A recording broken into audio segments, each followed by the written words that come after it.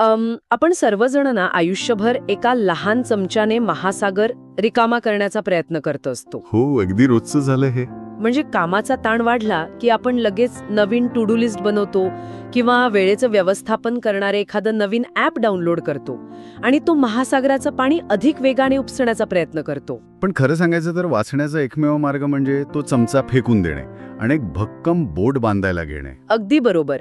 आजच्या या सखोल चर्चेत आपण याच विषयावर बोलणार आहोत. आज आपल्याकडे एका अत्यंत गाजलेल्या उत्पादकतेवरील पुस्तकाची प्रस्तावना आहे.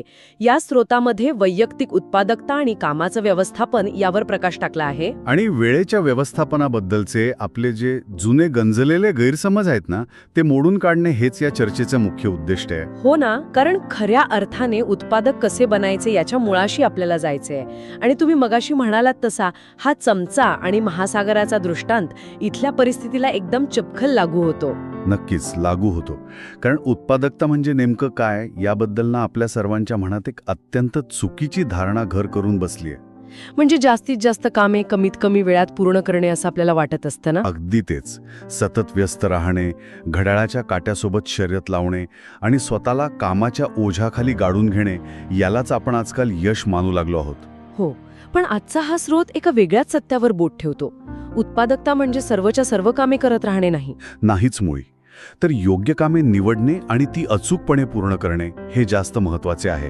आणि जोपर्यंत आपण ही अत्यंत साधी पण खोलवर परिणाम करणारी गोष्ट समजून घेत नाही ना, तोपर्यंत आपण त्या महासागरात चमच्याने पाणी उपसत राहिल्यासारखेच थकून जाऊ आणि शेवटी बुडून जाऊ. खरंय.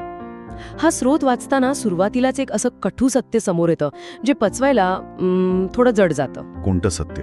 स्रोत अगदी स्पष्ट सांगतो की माणसाकडे सर्व कामे पूर्ण करण्यासाठी कधीच आणि खरंच कधीच पुरेसा वेळ नसतो. हो, हे ऐकायला खूप खरं वाटतं बघ. आपण नेहमी एका भ्रमात जगत असतो की जर मला दिवसाचे आणखी 2 तास मिळाले किंवा वीकेंडला थोडा वेळ काढला तर मी हे सगळं संपवून टाकेन. पण सत्य हे आहे की वाचायची पुस्तके, ऑफिसचे वाढणारे प्रोजेक्ट्स किंवा न वाचलेले ईमेल्स आणि घरगुती जबाबदाऱ्यांचे ढिगारे कधीच संपणार नाहीत. कधीच नाही. यामागील ना मानसशास्त्र समजून घेणं खूप गरजेचं आहे. आपण अधिकाधिक कामे उरकण्यासाठी वेळेच्या व्यवस्थापनाची नवीन तंत्रे शिकतो. पण हा एक मोठा सापळा कसा ठरतो हे हा स्रोत उलगडून दाखवतो. सापळा म्हणजे कसं काय? कारण कामाचा प्रवाह हा अमर्याद असतो. आपण जेवढ्या वेगाने कामे पूर्ण करू लागतो तेवढ्याच वेगाने नवीन कामे आपल्या यादीत जोडली जातात. अरे छा, म्हणजे आपण कितीही वेगाने काम केलं तरी ते संपतच नाही. हो ना.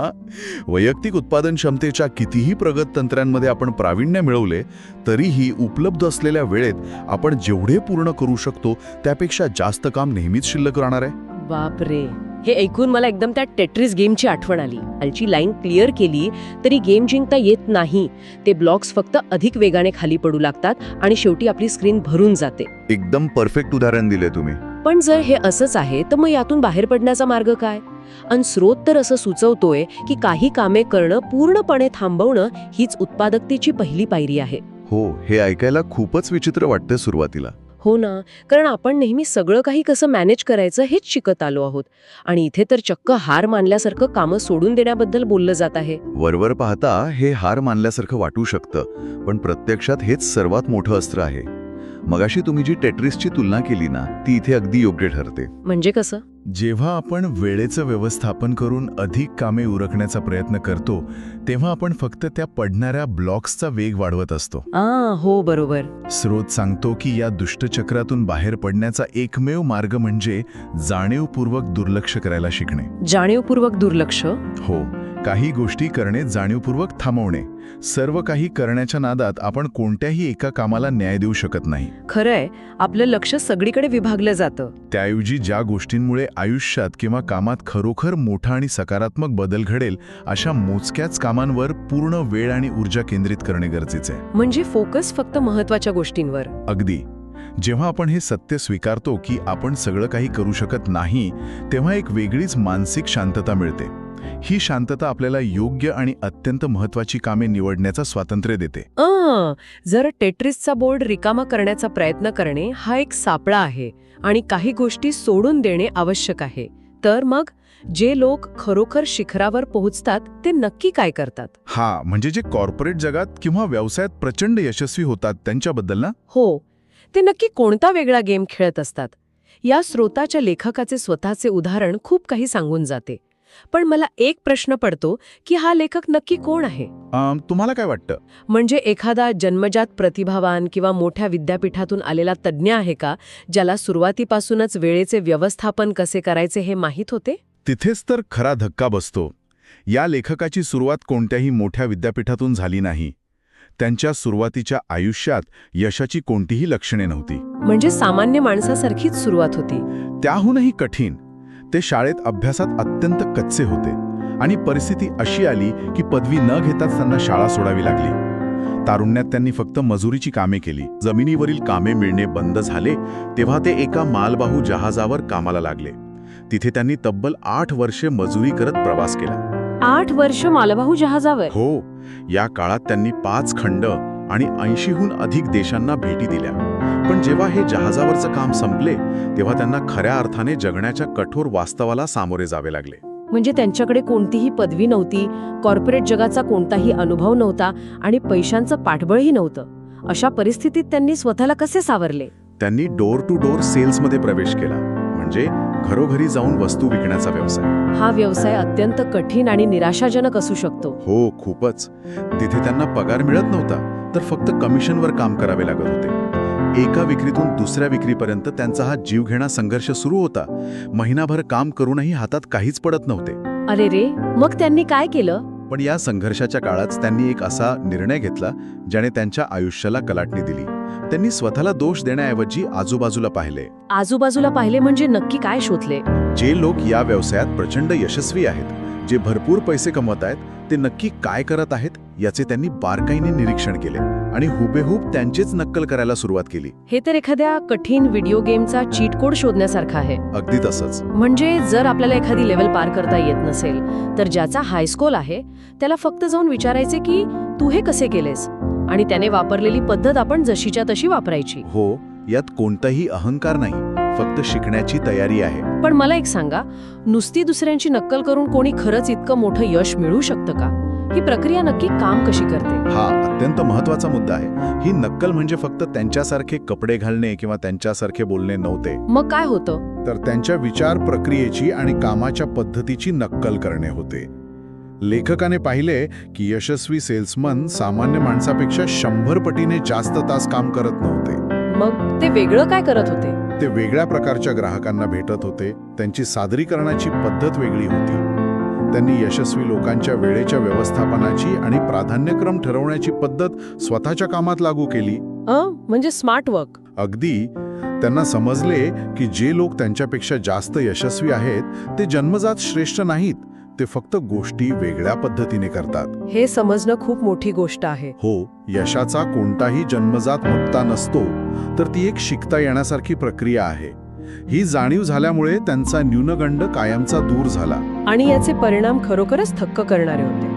स्रोतात दिलेल्या माहितीनुसार याच पद्धतीचा वापर करून त्यांनी अवघ्या 1 वर्षातच अव्वल विक्रेता म्हणजे टॉप सेल्समन बनण्याचा मान मिळवला. हो, 1 वर्षात. त्यानंतर जेव्हा त्यांना सेल्स मॅनेजर बनवण्यात आले तेव्हा त्यांनी पुन्हा तीच रणनीती वापरली.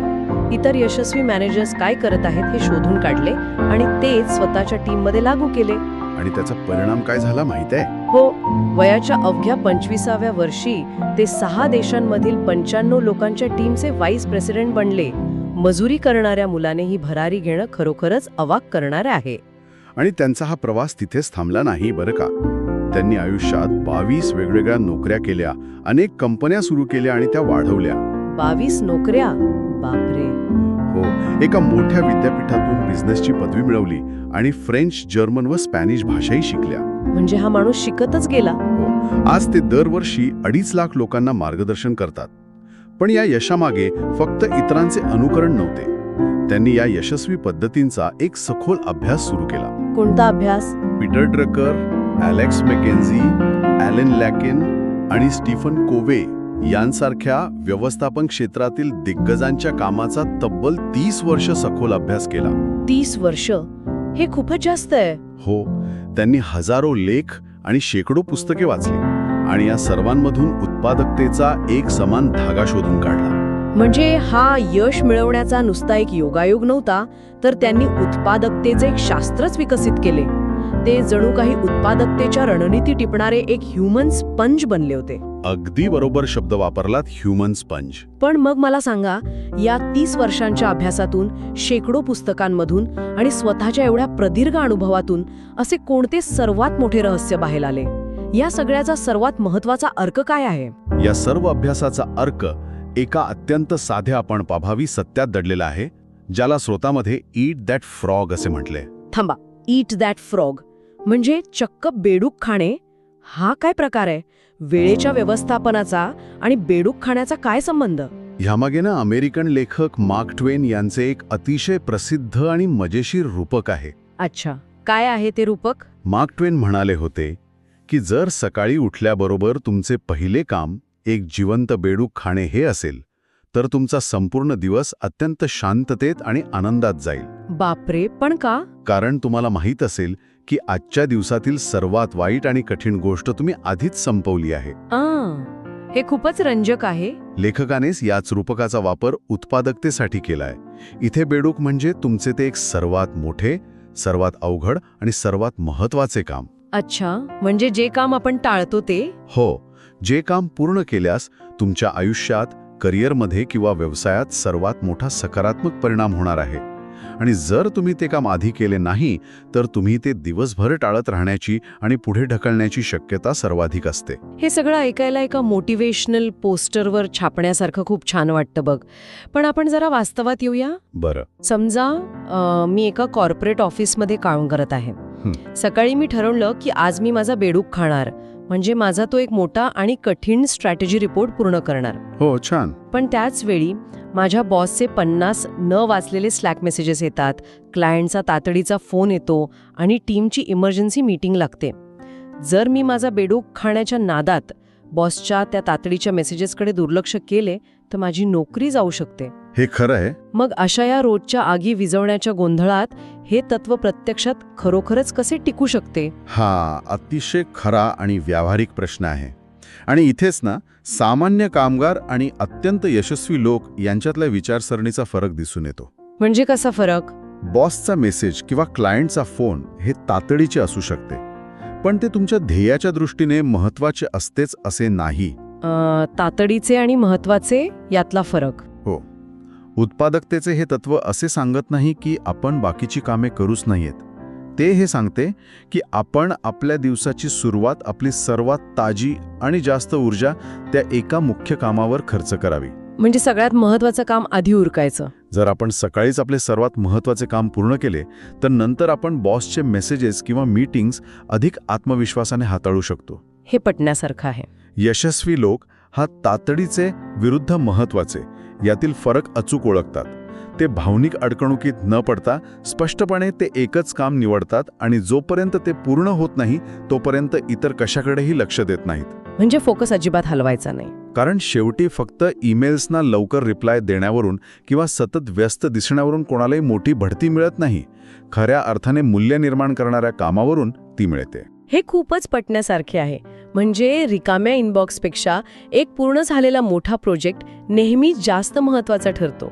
या कृती आणि साधेपणाच्या संदर्भात स्रोतामध्ये गॅलिलिओचं जे एक वाक्य दिले आहे ते मला खूप सखोल वाटलं. कोणतं वाक्य? गॅलिलिओ म्हणतो, तुम्ही कोणालाही नवीन काही शिकू शकत नाही जे त्याला आधीच माहीत आहे. त्याची फक्त जाणीव करून देऊ शकता. हो, हे अगदी खरं आहे. कारण आपल्या सर्वांना आतून कुठेतरी नक्की माहीत असतेच की आपला बेडूक कोणता आहे, ते एक काम कोणते आहे ज्याला आपण सतत पुढे ढकलत आहोत. आपण फक्त लहान आणि सोप्या कामांच्या मागे लपून स्वतःची फसवणूक करत असतो. अगदी तंतोतंत. जेव्हा आपण दिवसाची सुरुवात एखाद्या कठीण पण महत्त्वाच्या कामाला हात घालून करतो ना, तेव्हा ते काम पूर्ण झाल्यावर आपल्या मेंदूत एंडॉर्फिन नावाचं रसायन स्रवते. एंडॉर्फिन? यामुळे काय होतं? यामुळे आपल्याला एक प्रकारचा प्रचंड आनंद, समाधान आणि आत्मविश्वास मिळतो. हीच ती गती आहे जी आपल्याला दिवसभर इतर कामे वेगाने आणि अधिक चांगल्या प्रकारे करण्यास मदत करते. म्हणजे एका कामाने दुसऱ्या कामाला ऊर्जा मिळते. हो. या स्रोतातून तयार झालेल्या पुस्तकामध्ये जी 21 तत्व दिली आहेत ती याच कृतीवर आधारित आहेत. यात कामाला विलंब लावण्याबद्दलचे कोणतेही मोठे मानसशास्त्रीय सिद्धांत नाहीत म्हणजे नुसत्या थिअरिया नाहीत. नाही किंवा कोणतेही भावनिक स्पष्टीकरण नाही.